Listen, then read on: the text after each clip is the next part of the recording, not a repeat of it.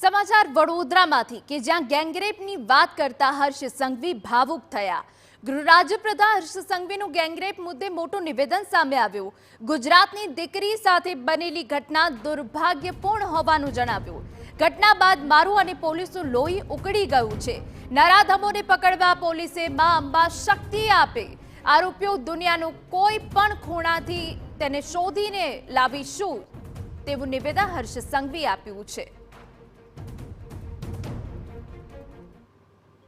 મારી એક ગુજરાતની દીકરી જોડે ચાલે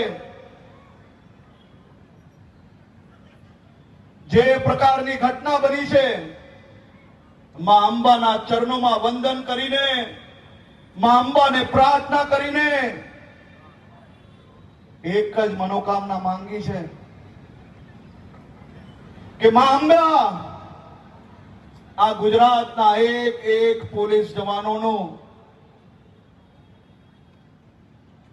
લોહી ઉકલી ગયું છે।